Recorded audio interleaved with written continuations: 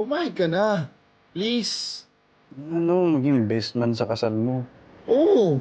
Kasi ikaw nga ang best friend ko, di ba? Diyan ko na nga sa Pinas gagawin yung kasal ko para wala ka ng excuse eh.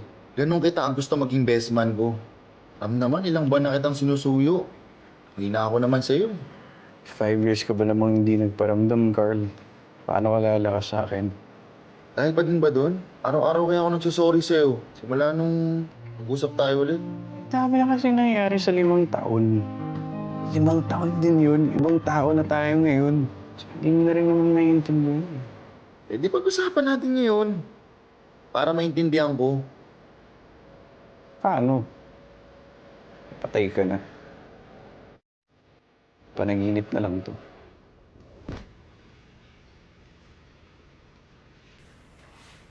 I love you! Nag-I love you na siya! Oh my God! Ba't aga-aga? Ba't kailangan may pagtili? Ay nako anak, ito kasing si Badet, yung ka-MU niya, ha? Yung ka-MU niya! Nag-I love you na sa kanya. Oh! Ate, stop! Nakakahiya kay Kaz. Hindi, congrats. Taken ka na, at least. Di ba, Kaz? Sana ikaw din. Ay nako anak. Ano kasi, si Bianca nag-message siya ulit sa akin. Tinatanong niya yung tungkol sa request niya na ano.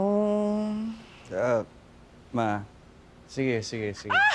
Naku, talaga anak! Hindi. Pumapayag ka na? Hindi, pag-iisipan ko, ma. Yun ang ibig kong sabihin. Agagan, tataas niyo. Sige, may shoot pa ako, ma. Di ba, Badet? May shoot? Oo, eto na nga. Oo. Bababa na ako, ayusin ko na. Bye, auntie.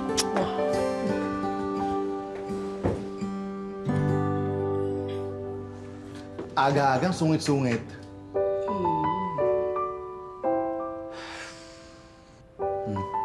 Sungit ka dyan. O sige, hindi masungit. Sinusumpong lang. Sumpong, sabi mo. Oh, tignan mo.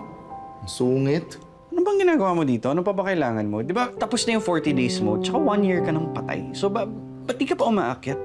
Eh, paano nga ako makakakit? Di nga ako makaalis. Kasi, Kasi hindi ka pumapayag. Sa wish ko. Ulit-ulit naman to. Carl, ayoko nga eh. Ram. Huwag ka na makulit. Ayaw mo, ha? Ano ba? Ay, anong ginagawa mo? Aray! Hoy, ang bigat mo! Bumaba ka nga! Bahala ka. Hindi ako alis dito kung hindi ka pumapayag. Ano yun? Ano sa tingin mo ba magaan ka? O bakit? Ito naman, parang hindi mo namimiss yung... Yung ano? Anak! Anak! Anak, okay ka lang? Okay lang ako, ma. Medyo nangalay lang yung lupit ko kaya. Pero wala to.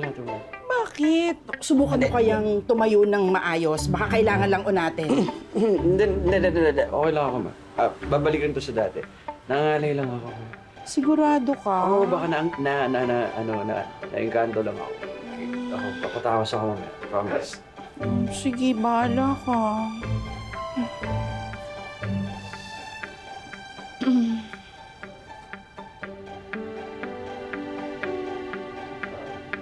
May gusto kang sabihin? Pumuesto ka eh.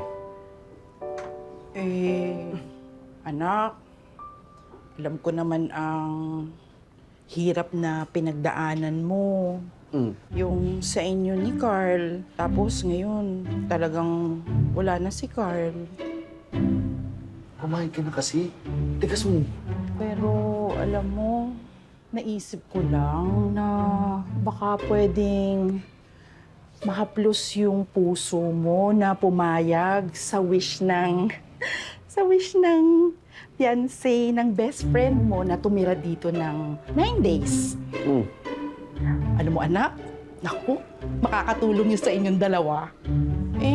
Pero kung ayaw mo talaga, di sige. Replyan ko na lang siya.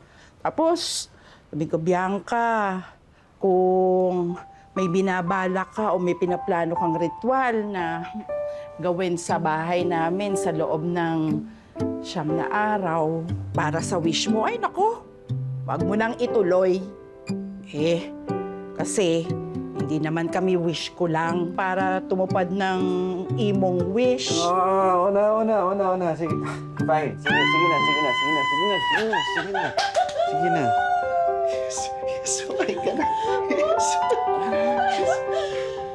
Ay, talaga anak. Pumayagan ako. Ang saya-saya ko. Oh, sige. Basta, gagawin ko to para sa'yo. Ay, thank you. Hindi kay Bianca, ha? O kay Carl. Ay, naku, anak. Halika nga dito. Halika dito ka. Tabi ka ng nanay. Oh, tabi ka dito. Halika dito. Ay.